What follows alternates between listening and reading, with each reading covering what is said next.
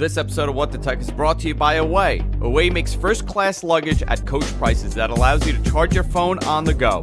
For $20 off your order, go to awaytravel.com/Andrew and use the promo code Andrew. That's awaytravel.com/Andrew. Molecule. For $75 off your first order, visit molecule.com and enter the promo code Andrew. That's MOLEKULE.com and the promo code Andrew. Harry's. Stop messing around and get started shaving with Harry's today by claiming your free trial offer. $13 value for free, just covered the shipping by going to harrys.com/whatthetech. What's the tech?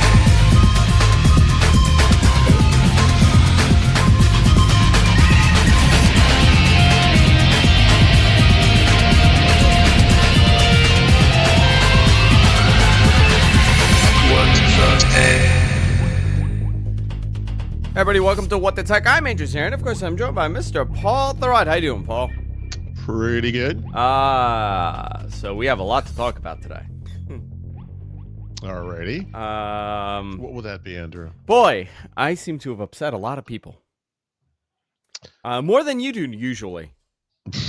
I'm pretty good at it. You are pretty good at upsetting people, but I like to give a fair assessment of what I'm experiencing at the moment. And I got but I already found your problem. You can't do that. You cannot do that. You cannot be honest. honest. People have different experiences, Andrew, and the people who don't have the bad experiences you have don't just disagree with you, but they are insulted by your experiences. Apparently, a lot of people were. I mean, they really were affected. The emails that I got from people, I was stunned. A lot of people were very deeply affected by some of the comments that I made about what I think of Android in 2018 compared to iOS in 2018, which I want to go into a little bit. I have a bunch of other stuff I want to touch on here also, Okay. but I also built this little guy. Yeah, I know. It's awesome. Yeah, I built this little guy here, so I want to What's funny about that is it's like 3 times as big as it needs to be. Dude, I know. Actually, it's a bunch of empty space. Yeah, there. actually, this whole thing, if I covered my hand here, this is how big it probably should be. Yeah. Like this. No, that's great. It's amazing. When I ordered this on Amazon, I ordered the case separate. It looks a lot bigger, the case. Yeah. I was like, oh, this will be cool. Like, I'll put this little thing in this giant case. No, it's a tiny little case. I think I paid a total of $60 for 2 controllers, the case, and the Raspberry Pi with the heat sinks, and I got a fan also that I have not hooked up yet. So I want to talk about that and a couple other things also. But Paul, how was your week? My week. Yeah, since I last saw you. I can't think back that far. It was pretty good. I don't even know what happened last week. I got food poisoning on Friday night. That was fun. So it's kind of out of commission on Saturday, but my wife and I went to our local wineries here in Pennsylvania. That's been a very pleasant discovery that those things aren't just pretty good. They're in fact excellent. Didn't know that before I moved here. And of course, Apple had their big event. So yeah, whatever that was. Yeah, which we'll talk about that. Yep. I do want to talk about a lot of things. You brought up that you were sick, and I'm getting ready for allergy season. I don't know. We've discussed this a couple times. I get the worst allergies every single year, and it tends to get worse for me. So it was so bad that I do this thing called an in-body test, where like it measures my body fat and all that stuff. But there's also like a blood test that comes along with it that tells you dietarily what you're allergic to. Like everybody's gluten. Everybody has a gluten allergy or a gluten intolerance. But if you most of the time, if you take that test, you're going to find out that most of these people do not have those issues unless, you seriously have an issue with it. So I actually thought I was gluten intolerant, and then I found out that I have almost no food allergies, but my environmental allergies are through the roof. I'm allergic to everything you could imagine. So living for me for like the next 3 months is going to be very difficult. You're just generally intolerant. I'm generally intolerant to everything around me. Right. And I want to welcome our new sponsor, and it's Molecule. And this is the great thing about these guys. They have replaced the 50-year-old antiquated technology that's used for filtration. The HEPA filter is used by almost everybody, from air conditioners to heating units to air purifiers. But the problem is the technology was developed in the 1940s, and there's been no major innovation since then. Now Molecule, it uses something called photoelectrochemical oxidation that goes well beyond what HEPA filters can do and capture. It eliminates up to 1,000 times smaller of whatever's in the air, being mold, bacteria, viruses, any airborne chemicals. It includes pollutants up to 1,000 times smaller than what a HEPA filter can do. I'm actually getting one of these. I started doing some research on this, and for whatever reason, this is the craziest thing. My living room, if I sit there or my father sits there, our eyes are on fire. Whatever's in the air has sat in that area, and I'm going to order this thing and put it there. They have a great offer for you guys. $75 off your first purchase when you go to molecule.com. That's molequle.com, and you enter the promo code Andrew when you check out. That's molecule.com, promo code Andrew at checkout. This seems really, really cool in the way that this is developed. Also, it was funded by the EPA for testing with real people. So this is not a fly-by-night air purifier that you've seen in the past. This is they've done their homework, and it actually looks awesome too to be in there. It's a very slick design. If I can pull it up here. Oh, I gotta sign in. There we go. So look at that thing. It's like a little Alexa right over there. That'll be great if they incorporate Alexa in this thing. Molecule.com for $75 off your first order. Visit molecule.com and enter the promo code Andrew. That's molequle.com. Let's start off with revisiting my. Actually, you know what? Never mind. Let's start off by Apple. I want to talk about Apple and their introduction of the new $299 iPad geared towards education. Well, yeah. Go ahead. I'm sorry. It's not a new iPad. It's essentially the previous generation iPad, correct? I think so. I think it's identical. Is the processor upgraded? I didn't catch. It was an A10 something. It's the A10 Fusion chip. Is that what they? I don't even know what the newest one is. I don't care about this stuff. I believe that is the latest. I believe there's nothing different from the most recent generation iPad. Yeah. So a year ago, Apple released a new 9.7-inch iPad, low price, $329, and it sold like gangbusters. In fact, it reversed their several-year sales slide there on the iPads. Isn't that amazing? Drop prices and people will buy it. What a theory. Yeah. So for this year, they were rumored to be lowering the price again, and there were rumors about them adding Apple pencil support, which, makes plenty of sense. So they did add Apple Pencil support, but they actually didn't lower the price. So I guess they released a bunch of education-related software and services, none of which anyone should care about. Mm-hmm. And that was it. That was the whole event. I found it somewhat ironic that Apple had to travel outside the state of California to find a school district that was actually using their software. Yeah. But they did. And they're number 3 in education now. They used to be number 1. That was a long time ago, by the way, but they used to be number 1. And now Chromebook is as big as Apple and Microsoft combined. Yeah, because you could actually use a keyboard, right? It comes with a keyboard. Yeah, and that was the other thing. Obviously there are third-party keyboards, and they talked about a Logitech keyboard, but it's odd to me that they didn't come out with their type cover, whatever they call it, the smart keyboard or whatever. I have to tell you, it's not a bad keyboard at all. Yeah, it's fine. Yeah. My only issue with it is that it only affords one angle for the screen. It'd be kind of nice if you could adjust that. And on mine, for some reason, it's kind of hard to describe, but if it's sitting flat on a table, the keyboard kind of sits up a little bit, like it kind of comes up towards you. On the end, yeah. You know what? Did you notice that started happening later on, or was it like that always for you? I don't think it was like that in the beginning, but it's been like that for a while. Yeah, because I'm looking at it, and it's kind of warped. It's kind of coming up now. Yeah. The weight of your hands on it, I guess, will help push it down. I don't know, but it's kind of a design flaw, I think. Yeah. So this is interesting. It's going to be $299 if you're a school. I wonder if that means that if you have a .edu email address. Yeah, I think so. I think that's how. Yeah, Yeah. if you're a teacher or you're, administration or you're a student, you have a .edu, that's how they're going to do it. Or maybe you could show that, my kid goes to whatever school. They're also offering 200 gigs of free iCloud storage. And there's going to be better software management for the schools to manage, what's going on these devices. Yeah, I mean that piece is very much like what Microsoft did a year ago, and is very much what like Chrome has been doing for a while, and that's the point. The benefit of Chrome OS to schools isn't just the low costs; Yeah. it's the super easy management that doesn't require an IT staff or a separate consultant or whatever. It's something that teachers can actually handle themselves. So Apple is smart to respond to that, but they're missing a big opportunity here by not offering a computer to this market.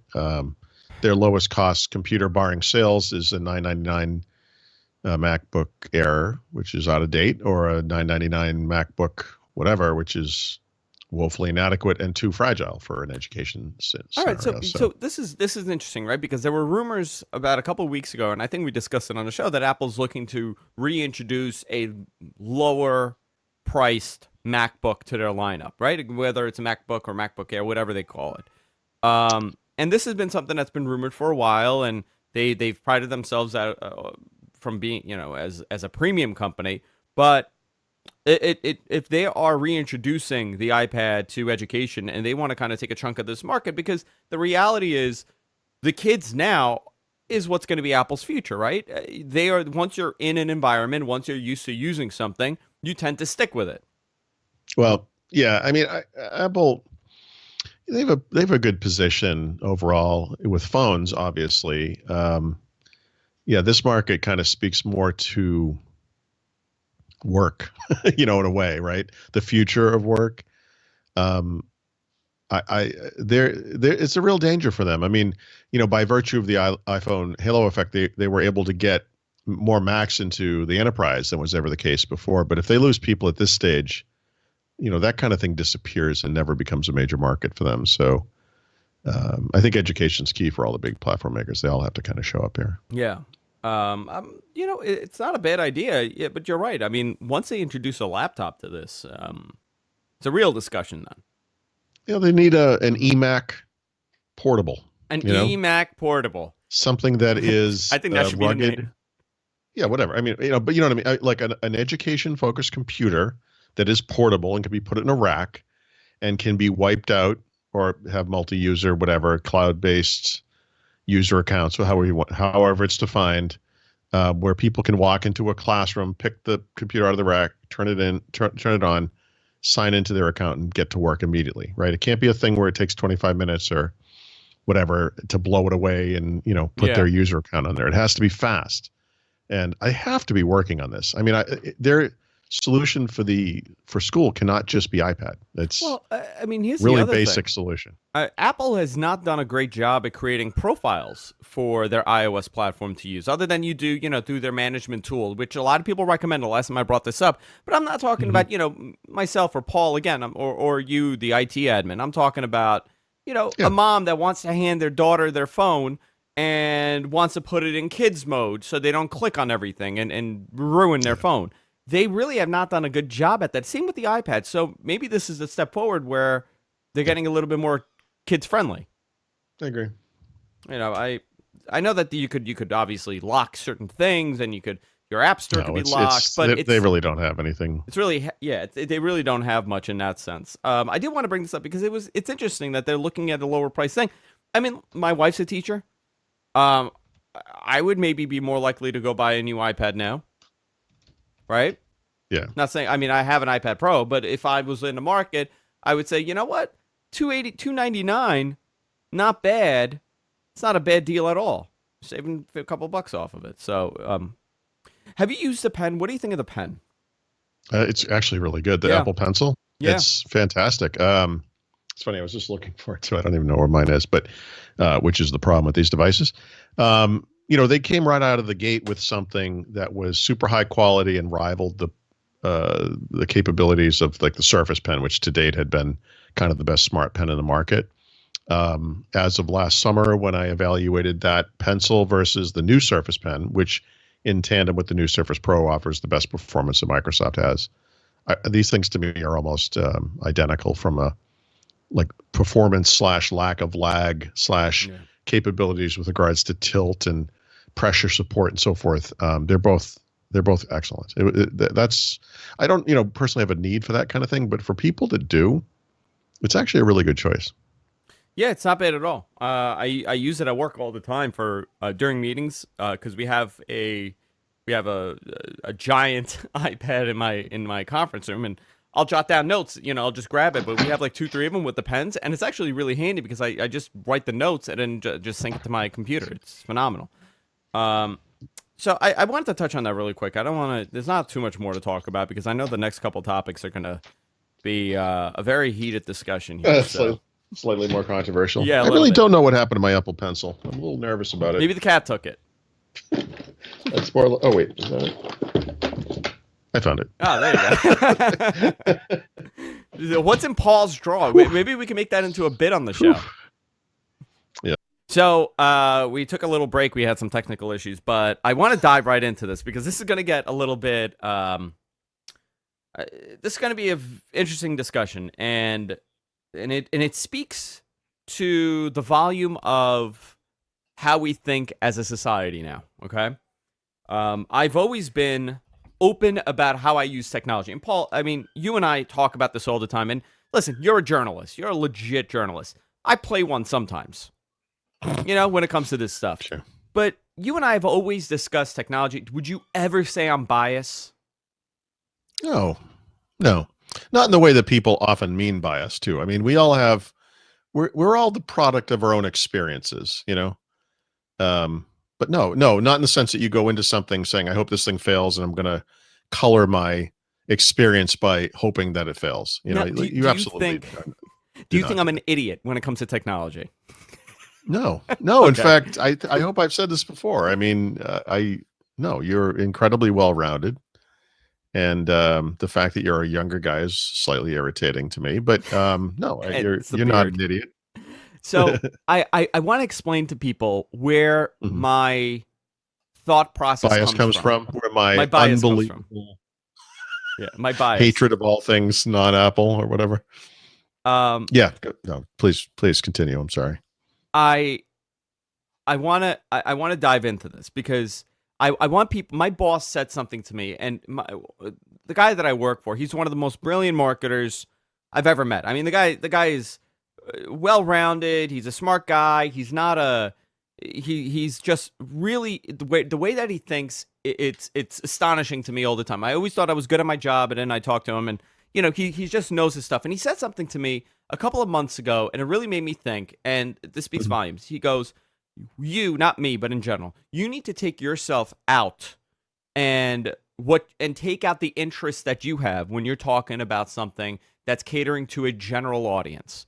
Your bias and your personal interest, if it's creative, yeah, it plays a part, but if you are trying to explain something to the masses, when you incorporate your bias, it takes away from the masses. Now you're only catering to a smaller group. So it was an exercise we were doing on how to promote without incorporating our interests. And essentially the conversation was, we need to explore other venues that makes us a little bit more uncomfortable so we learn more. Like, let's say with wine, right? We want to promote something towards a wine clientele. We have to learn about wine. We can't just know Pinot Grigio and whatever else wine that we like. We need to explore it because there's different varieties and different flavors and everything. So sure, this plays a big part. When I talk about Android, the difficulties of Android compared to iOS or vice versa, it's not hard for me, guys. I'm not having an issue adapting iOS or Android. Yeah, it's a little. There are pains in the butt scenarios. There are things that I prefer on one platform compared to the other. But when I'm saying this is a difficult task or this is a problem, I'm speaking about... You're not looking for help from people to explain it, how it works. Well, you know what? Sometimes that's great. Sometimes I'll throw a question and I'll get it. But I'm not talking about me. Yeah. I'm not talking about you or a lot of the people in our audience. I'm talking about the majority. I got a ton of feedback. I mean, a lot of angry feedback from Android users saying, That makes sense. That's an angry group of people. Very angry group of people. um, yeah. Yes. And I saved a couple of these, right? And I'm not going to go down the whole list, but some of them were. And the reason why I'm concentrating on this is because it's almost like an exercise for us, right? We should kind of think about what other people are using. I got a lot of Andrew is not an expert. He just uses technology like everybody else, like our moms does. One person goes, Andrew uses technology like my mom. Of course my mom is going to find Android difficult. Well, that's a problem, right? If you're Android, Google's not coming in, Samsung's not coming and saying like, hey, you're an enthusiast, this is for you. You're an expert, this is designed for power users. If it can't work for normal people. And the other one was Andrew's not a power user. I would disagree with that. I think I am a power user. And I use things specifically on certain platforms because of the way that I use my phone or social media or whatever. I consider myself a power user for certain things. But this phone and this phone is catering to the same exact person. They're not catering towards power users. They're not catering towards IT specialists. They're catering to whoever walks into the store and whoever picks it out. Apple and Samsung are fighting for the same people. There is no such thing as, Android is catering towards power users. No, that is they tend to use it more because of customization and tinkering, but they are catering towards the same exact person. That's like saying my Raspberry Pi and the NES Classic that were released are catering towards the same, they're not catering towards, it's the total opposite side of the argument. This is catering towards an enthusiast, and that's catering towards the everyday user. But these devices are catering towards the same people. So when I describe the difficulties that I'm having with Android, I'm not talking about me. I'm talking about, in general, me being frustrated that the fingerprint sensor doesn't work on the first shot. I could understand it, but the person next to me that really does not give a crap about technology just wants it to work. Yeah. As I said that, the other day, it almost was funny. I don't know what happened. I had music playing. There were no apps running. Or I shut down all the apps, but the music did not stop playing. That's a one-off occurrence, but it also speaks about the ongoing issue here. I absolutely love Android. I love the fact that I could customize it. I love the fact that you are not in this box. You could do a lot of you could even change the ROMs if you want, depending on the phone. I mean, you could tinker all you want. And to the point that I put this thing in developer mode every time I get an Android phone, and I turn off the animation because I don't like it. Right. So I use it like you guys, but I don't know how tolerant other people will be of, the Bixby stuff and all the other stuff that we don't like. It's easy for you to write, hey, Andrew, you could turn it off. Yeah, but most people don't know that. Right. And they're never going to turn off Bixby. No, I review products and I hear this kind of feedback all the time. People feel a need to explain to me things that they understand very well because they're used to it. And the assumption there is that I don't understand it. And it's the same thing that you're saying. I explain like it's, iPad Pro multitasking is really difficult to use. And they're like, I don't understand what the problem is. I use it every single day. And I'm like, exactly. That's why you don't understand what the problem is. Yeah. It's not discoverable. It's not anything like multitasking on other systems. It's very difficult to invoke and use. And it doesn't work consistently or at all with certain kinds of apps. And so you can kind of defend any assertion that you make. But as far as, iPhone versus Android goes, all I can do is nod my head because you're right. iPhone is always going to give you a better experience, period. But if you really care, and people do, about things like being able to put an icon exactly where you want it on a home screen, or I don't want the icons to be rounded rectangles. I want them to be circles or, whatever. Android's going to offer you more choice there, but there's a price to pay for that choice. And that price is multifaceted actually, but it involves such things as reliability and performance and, all kinds of things. And so, you make your choice. But I think Android, and I would say Samsung in particular, I think that these products are so complicated to the normal person that they become overwhelmed very quickly. And it helps to re-cement in their minds the notion that technology is hard and that they're just not smart enough, and that they're just gonna hope everything works and stop thinking about it, And so I don't think they think about Bixby or turning it off, or about the assistant they don't have that they should have, or all these issues that consume enthusiasts like us. But I also feel like they're overwhelmed, and every once in a while you can just come out with a little bit of bland how-to type stuff that will change people's lives. Yeah. We talked about the bold text thing that you can do in the accessibility settings of iOS. I know several people, and I mean several, for whom that was life-changing. Yeah. Because they couldn't see their phone. Yeah. And now listen, they my father's one of those, Yeah, it's a big deal. Yeah, And it is a big to a power user, it's like, what are you talking about? That's, that doesn't mean anything. That's stupid. Yeah. Well, Listen, some people, what I'm it's saying is, here's what I'm saying. transformational. This is my everyday phone now. I'm using this every day.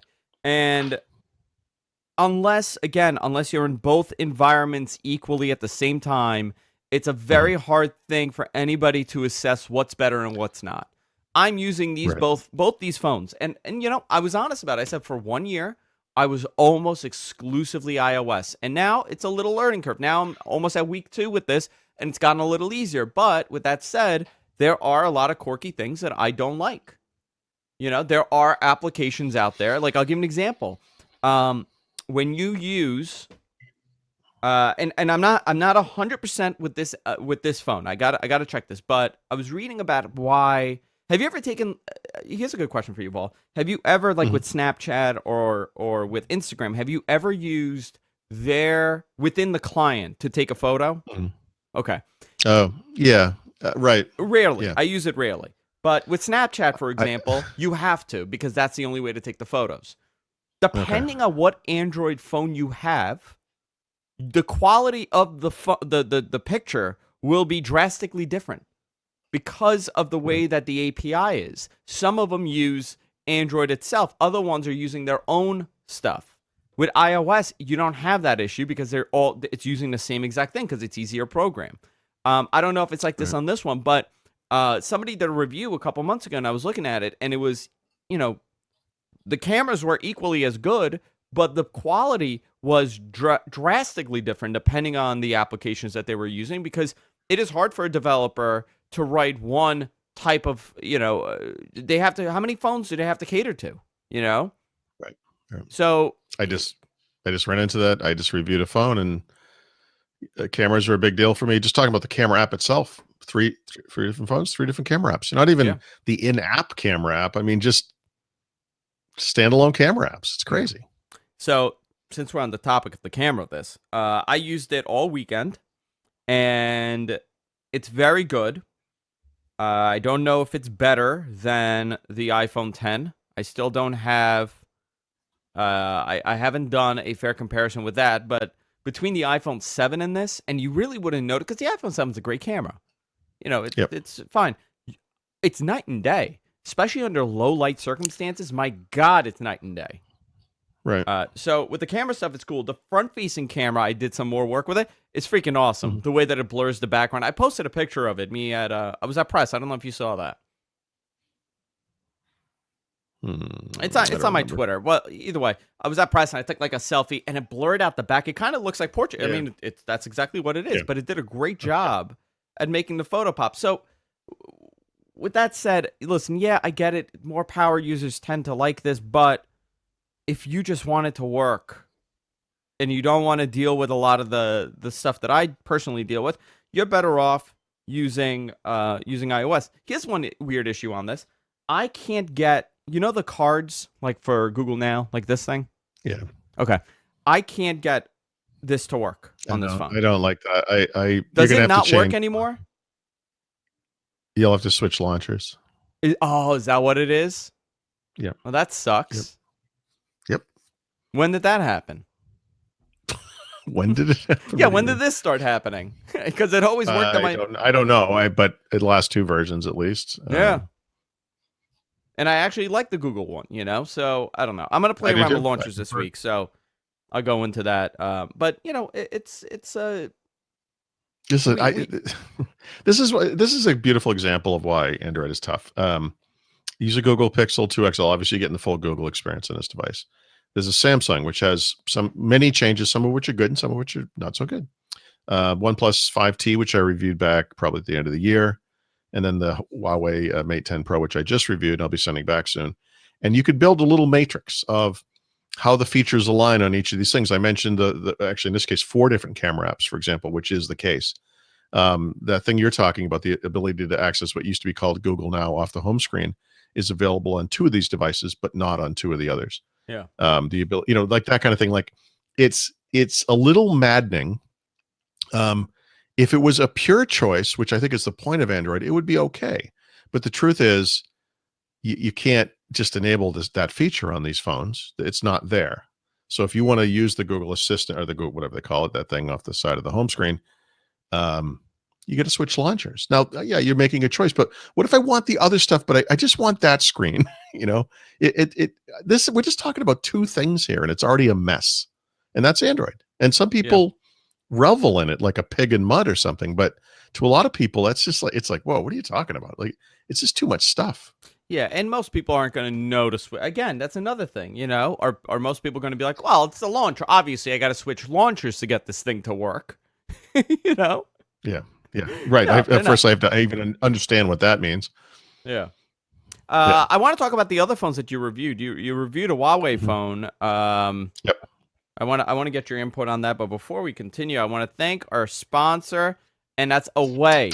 Away Travel. So this is awesome, actually. For a long time, I was traveling all the time, and this became my go-to bag. It's a nice little carry-on luggage. It's a beautiful suitcase, and it has a USB. It has a charger in it. It has like a little battery, like one of these bricks inside, and I would just plug it in there. I use this thing whenever I got to do like a photo shoot or something. I plug all my stuff in there, and I charge everything. It's actually awesome the way that it works. You can check out awaytravel.com, so you can check out what their brand is and everything. But they got a great offer. Awaytravel.com/Andrew. You could use the promo code Andrew to get $20 off your order. Now, you could pick the carry-on color. You have excluding obviously the limited options. You can put in your shipping info, and it shows up at your door. It's amazing, this bag, this carry-on. It's a nice little suitcase. I think you've seen it, Paul. I think I met up with you, and it was really nice. It's phenomenal. You cut out the middleman. This is a great thing. You don't have to go to a store. You cut out the middleman. Away's able to offer the perfect luggage made with high-quality materials at a very low price. It comes in 10 different colors and 5 different sizes, everything from carry-on to a bigger carry-on, to a kid's carry-on, to a medium bag, to a large bag. The carry-on bag features 2 USB ports and high-capacity battery, allowing you to charge multiple devices on the go, whether it's a laptop or a tablet or a phone. You don't have to worry about your phone dying at the airport or on the flight, because shockingly, a lot of flights still don't have outlets. It's made with premium impact-resistant German polycarbonate. It's awesome, this thing, and it's step-proof, TSA-approved combination lock built in.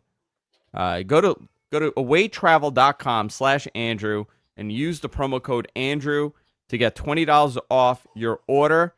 Plus, you get free shipping anywhere in the lower 48 states, which is great. Also, a risk-free 100-day trial period.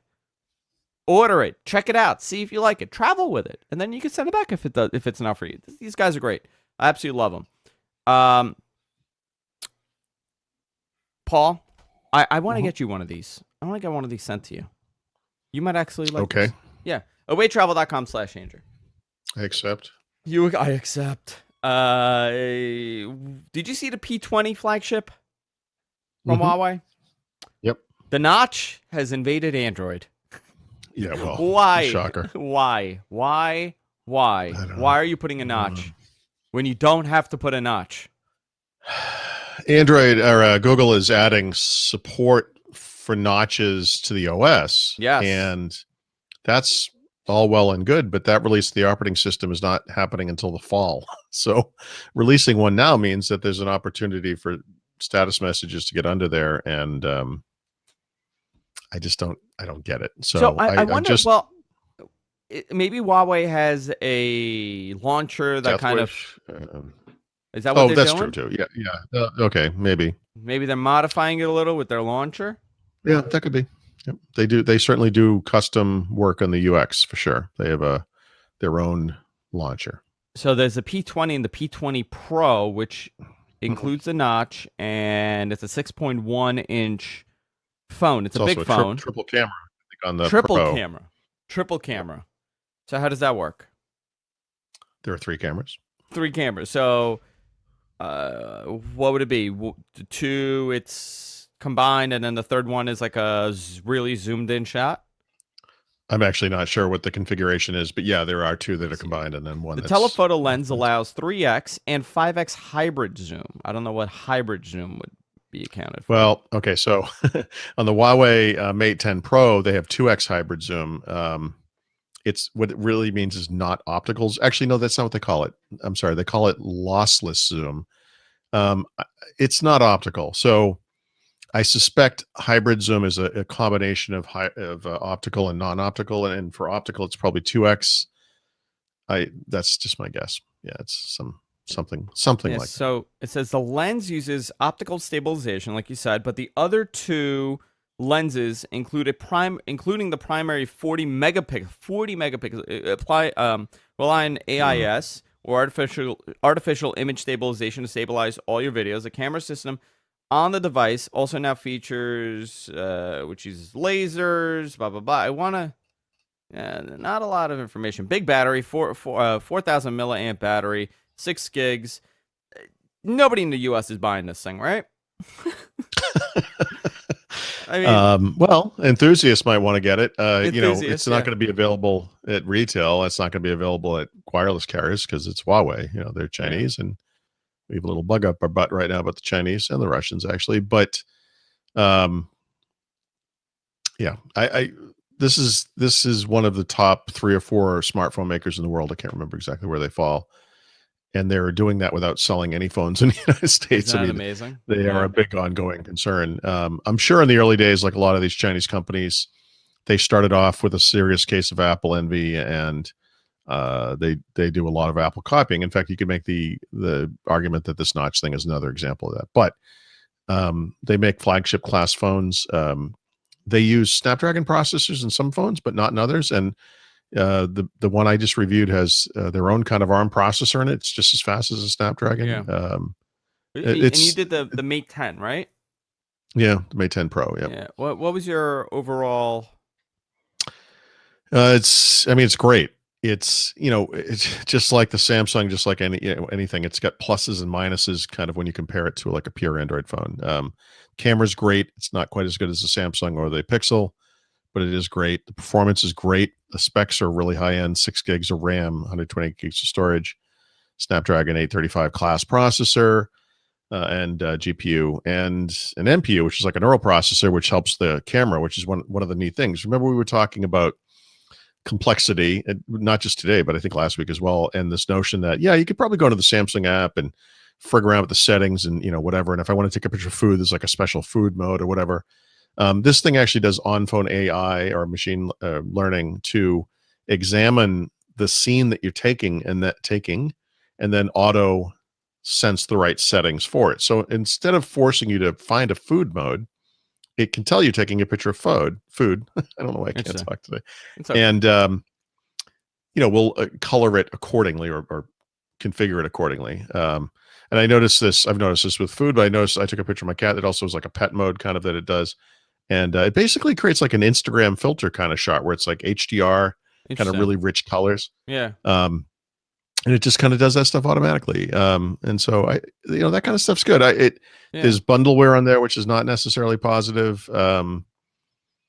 There's a lot of duplication of apps, which is what we see on the Samsung side of the fence as well, which is kind of weird. But Huawei's a huge company, and they're kind of doing the Samsung thing, so that's part of their shtick. But it's just tough because they just can't be found, in a wireless carrier, and that's going to hold them back in the country. In this country. Yeah, I'm curious about that. I mean, these are flagship. I mean, these are high end devices, like you said, and we don't really see it. But the Huawei Mate 10 Pro, it's $800, and you could buy it. I think B&H, Amazon, right?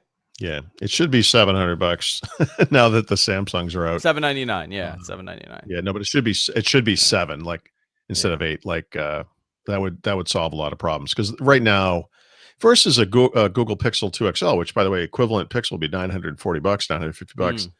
This is a tremendous savings, and for $250, unless you absolutely need the very best, that smartphone photography has to offer. Well, not anymore, I guess, but one of the best. Saving that much money makes tons of sense. Versus an $840 Samsung Galaxy S9 Plus for $40, I would go with this. I'd have to get the Samsung. It's just there's too much awesomeness there not to choose that. But if there was $140 difference, we'd have a different conversation. Yeah, it's interesting. I'm taking a look at this. I'm curious when we're gonna have. Fascinated that they're able to do something, almost at the level of Samsung, but LG and HTC have kind of fallen back in the last couple of years. They're shifting a little bit.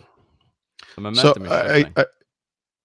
The kind of makeup of what used to be the top smartphone companies has absolutely changed, right? I mean, there were companies like RIM and now BlackBerry and Nokia that used to be like the top, and they're basically gone or basically gone. There are companies that were mid-tier but successful companies like HTC and Motorola that were kind of a big deal for a long time, and we're often looked to kind of innovate in the market in ways that the market leaders wouldn't. Yeah. And they're gone too, actually. I mean, I realize they're still there, but they're kind of not in the picture. And I think these Chinese companies are the next. Obviously, we have Apple and Google and Samsung and those kind of companies, but I think there's this wave of Chinese, specifically, maybe we should say Asian companies that are coming and to not Western markets, but to the United States in particular. These companies are in Europe and they are in other markets, and they're selling, and they're probably familiar brands. Yeah, they're selling very well. They're like I said, there are at least 2 Chinese companies in the top 5. They're complete unknowns here, and we're in many ways artificially sheltered from that. Well, I think the shift will come when we start seeing a lot of these companies make way here in the States with ARM-based Windows laptops and tablets. What was it? Last year, I had a slew of these, unknown to us, Chinese branded Dell knockoffs and HP knockoffs. Right. I mean, I was getting a whole bunch of these, and they were running. A couple of them were ARM-based. Actually, they were doing a dual thing where they would switch. It had 2 chips on it, so one was for the tablet mode and one was for the PC, which was really weird when he docked it. But a lot of them were running lower end Atom-based processors, but they were running, on these decent looking laptops that nobody would imagine, and it was fine. So imagine with ARM being supported on Windows, how much they could do, and they're selling these things for $128. It's sure dirt cheap. I'm getting a call, of course. My friend Josh tends to call me. He calls me every What the Tech, every single time. We have Brad and I are routinely messaged while we're recording First Ring Daily by the people we work with. It's an almost completely unbroken streak over a year and a half we've been doing it. It's perfect. You got a message every time. Yeah, almost. I'm literally almost every single episode. Yeah, that's how it is. I want to. So you've been using that ARM-based HP laptop all week, which I want to go a little bit more into detail about it. But before we do, let's thank our sponsor, and that's Harry's. I absolutely love them. Listen, I use them to shave every single day, and over 3 million guys have switched over to Harry's, so there's a reason there. And Harry's is so confident you're going to love their blades. They'll give you the trial set for free when you sign up at harrys.com/whatthetech. All you got to do is just pay the shipping for it. It comes with the razor handle, the 5-blade cartridge, the shaving gel. harrys.com/whatthetech. You can sign up there. And the story is great. These were 2 ordinary guys, Jeff and Andy, that started this company. They were tired of buying overpriced razors that really didn't work too well. It's a whole process to go to the store. It's locked up. It's a whole procedure. They bought their own German factory with over 100 years of blade making experience to ensure the highest quality. And all their products are backed with 100% guarantee. These guys are great. It's phenomenal. The weight feels great on them. I use it all the time. And this is a great set.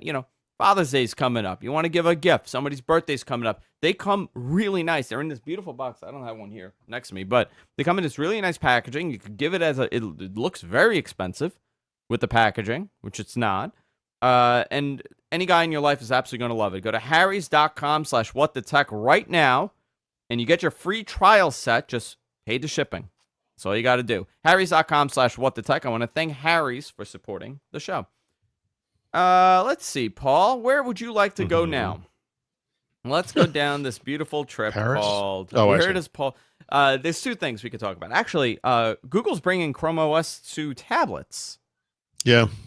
Is this why? There's not much to say here, but I think the rationale behind this is that Android tablets have been an overt failure for them, and in bringing Android apps in the Google Play Store platform to Chrome OS, yeah, of course they can go to tablets. And I mean, the Pixelbook is an example of something that's basically a tablet. It's a 2-in-1, but you fold the screen back, you use it as a tablet. You can use it with a pen, you can use it with your finger.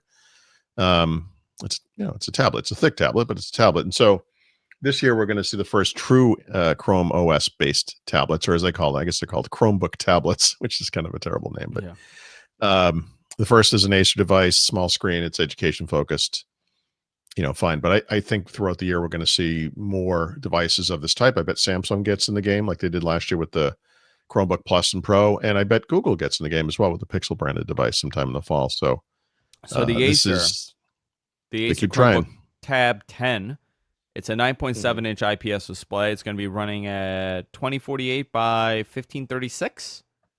It provides 9 hours of battery life. They're saying it's going to cost $329.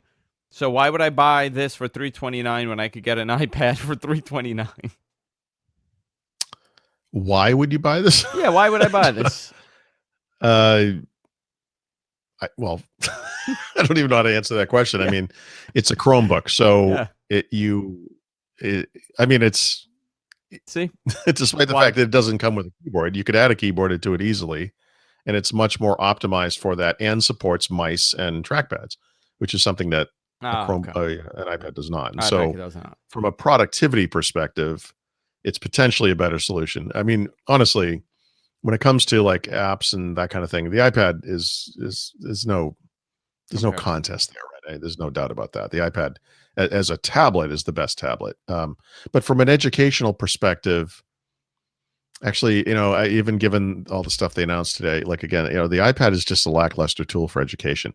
By the way, a pure Chrome tablet, not that I've used one, but if you don't attach a keyboard to that thing, I don't think this is a particularly compelling solution either. But I think the point of this is that you can add a keyboard. I know you can add one to an iPad, but we've kind of looked at this and we've all bought, like I had the Nexus 7. I've had a slew of Android tablets. Why did they not get traction? What was the problem here with them? I mean, Samsung made some beautiful tablets. It just zero traction. Even Google did the early days. The first two Nexus 7 tablets were pretty fantastic. Yeah. I don't know. It's kind of hard to say. I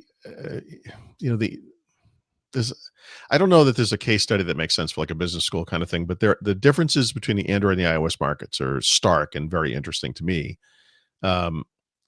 Tablet app development just never kind of took off on Android. So there was a lot of cases where you get a phone app that was kind of stretched to full screen. And so instead of it being something that was laid out correctly for that size screen, it was just, little bits of text, stretched out over a big area.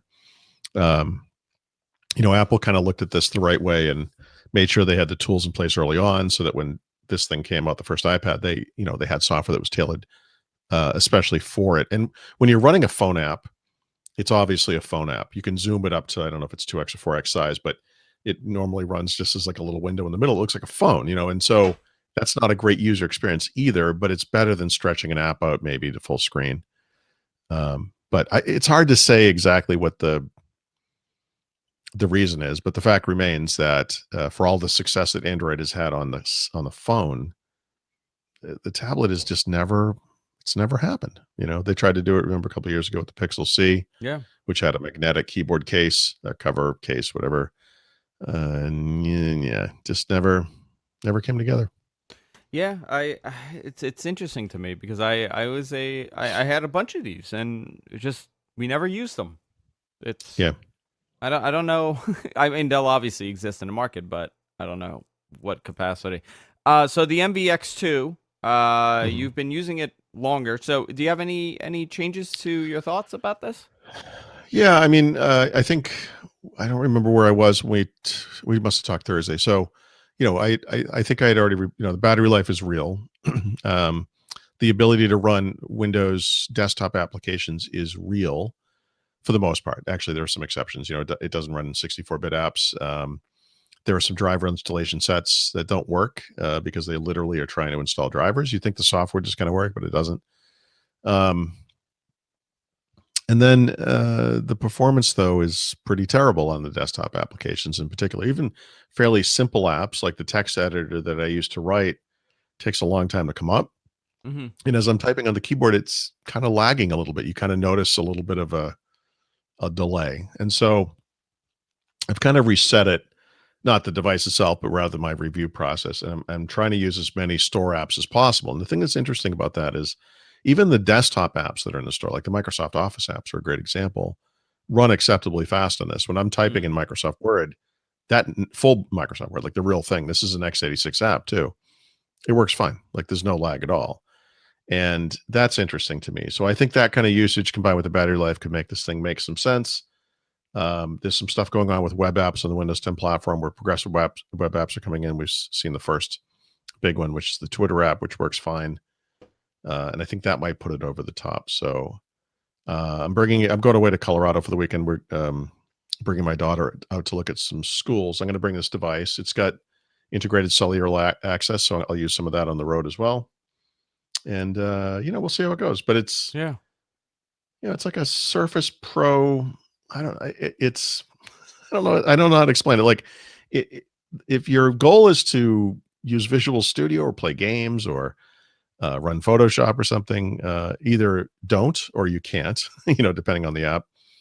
But if you want something that's thin and light and gets crazy battery life and has no fans, and you're okay with that small selection of apps that are in the store, that is where this thing starts to make a little bit of sense.